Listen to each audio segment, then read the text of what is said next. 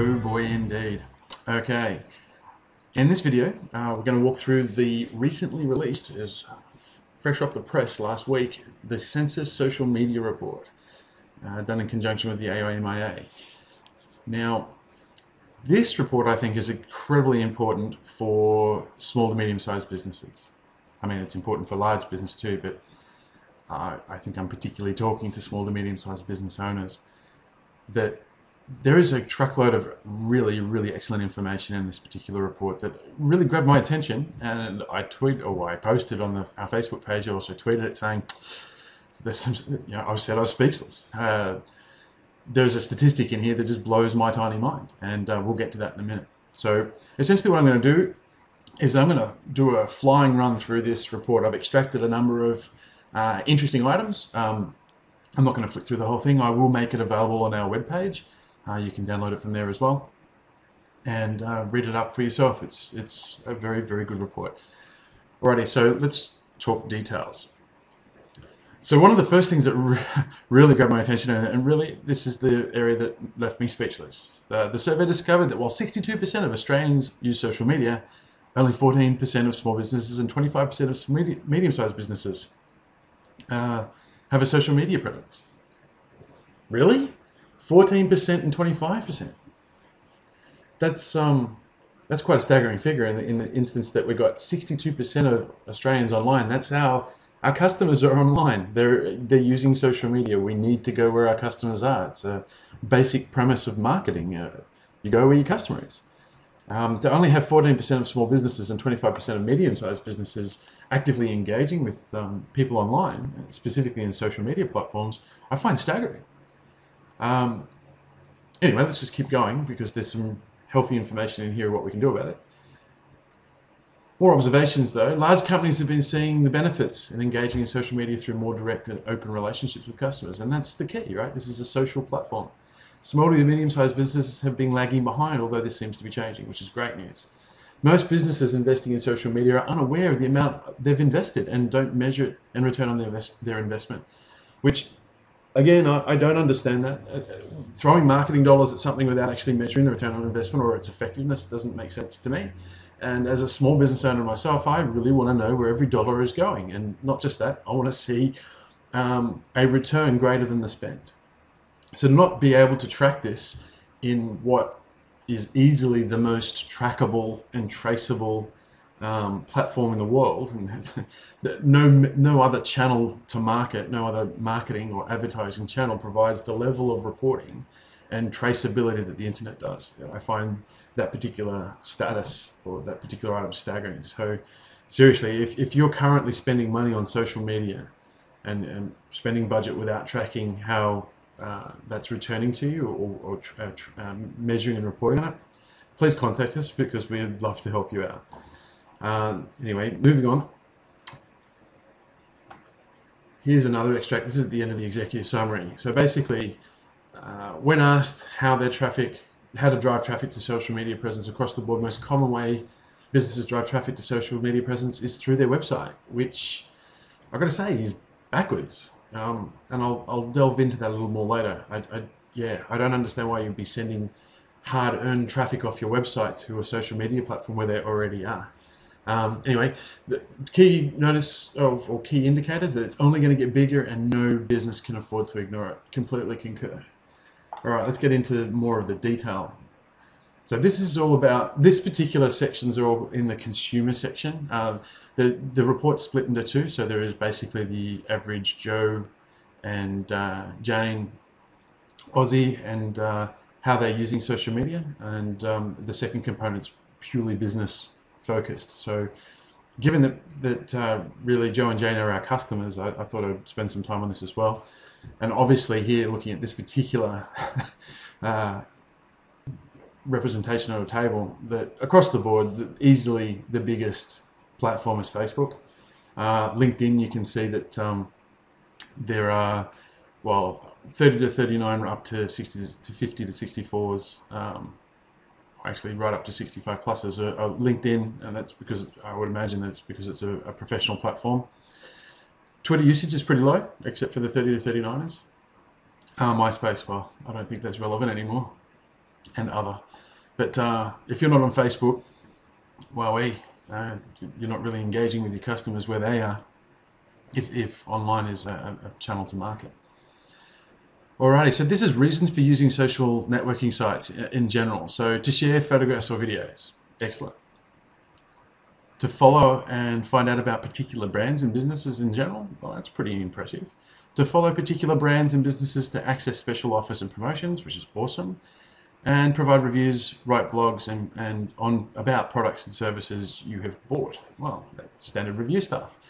But the number one, of course, is basically catching up with family and friends. And it's a social network. So as a business, we need to be social. This is about cool engagement, not about sales. This is not about push marketing.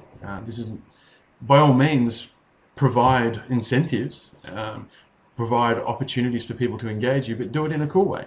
Do it in a social way, not just bang on about what's on offer.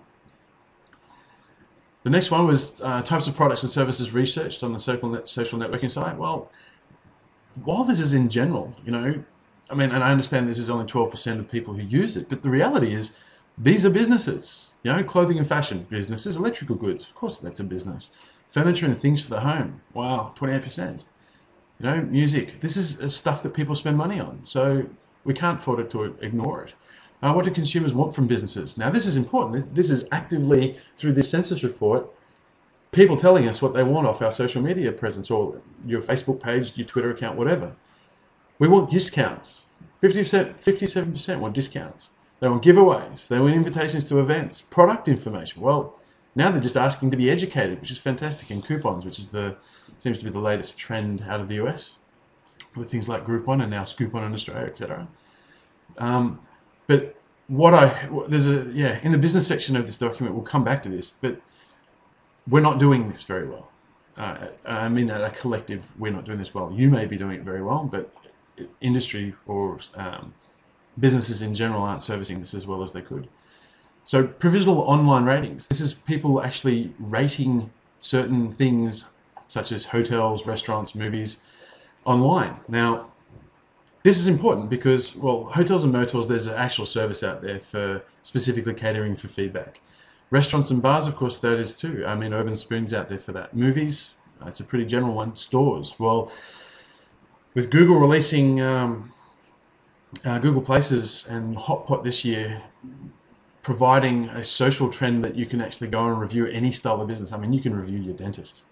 You can review the doctor. You can review the milk bar down the road, as long as they have a Google Places account. And given that Sensis literally provided that data to Google in a data partner arrangement, pretty much everyone in business as of April 2010 has a Google Places listing. Whether they've claimed it or not, it's another thing. But people are rating businesses and products online. The use of reviews and blogs. So this is interesting. 63% of people get online and use social media to identify and read up and research. Yet, whilst that's true, only 24% of the contributors. So that's kind of interesting, is that you got a percentile of 24% actively leaving reviews, yet 63% of people are consuming them to make purchasing decisions. Okay, use of social media summary. Now this is where we get into the business details. Again, we're reinforcing that 14 and 25% between small and medium businesses on social media engagement. But the good news, I think, is, and this is well reflected, is that the majority of businesses seem to have targeted Facebook, which is where they're at. And Twitter has got a healthy representation too. But that's only of the 14 and 25%. That's only of the active group. That's not across the board.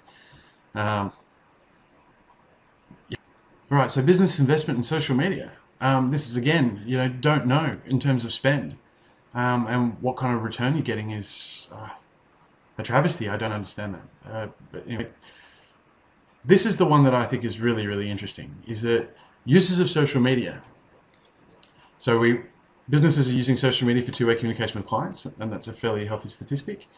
Inviting online comments, ratings, and reviews. That's, again, a healthy statistic. It's funny how small businesses seem to be more transparent than the larger ones. But this is where I don't think we're doing so well. 29, 49, and 28 when it comes to offering incentives to customers via social media. Now, remember that slide saying that what do people want? They want discounts, giveaways, and coupons, and product information. That's incentivizing. We're not incentivizing enough on social media to get people to come to our web pages and actually engage with us, or walk into our businesses and buy stuff. How is traffic driven to a business? Now, this is totally in reverse of what I was expecting. So businesses are basically sending hard-earned traffic that gets to their website back to social media. I would have thought, given that people are already on the social media sites, that it would be smarter to have a Facebook page, for example, driving traffic to your website, not the other way around. I mean, not too many of us are converting sales on a Facebook page. We're converting our sales off our websites. Or we're trying to drive people literally to walk through the front door of our bricks and mortar business, or call a number and engage our services. This seems to be counterintuitive to actually good business sense online, which is to actually drive traffic to your website, not to your Facebook page. So there's just a general tip. It might be worth reversing this trend, actively engaging in the platform they're already on, such as Facebook. So that might include something like, say, Facebook ads, grabbing some attention doing that, or basically just advising, if you have a bricks and mortar store, that you are on Facebook. Get them to like you on Facebook, but then incentivize them back to your website, or back into your business, back into your shop. Expectations over the next 12 months. Well, this is a cracker. 97, 98, and 97. Everyone seems to understand that this is a big deal and it's not going to go away. It's only going to get bigger. But with statistics like the ones we've seen, where we've got such a small amount of engagement with small and medium businesses, I think this is something that can really improve. And of course, we're in the business of helping businesses improve on this. So I'd like to thank you for spending a couple of minutes with us, listening and walking through the Sensis report. By all means, download it off our webpage if you wish. You can visit us at www.evermeriapartnership.com, or if you're interested in our services, please give us a bell on 03 9848 9930. Have a very successful business day. Thanks for your attention.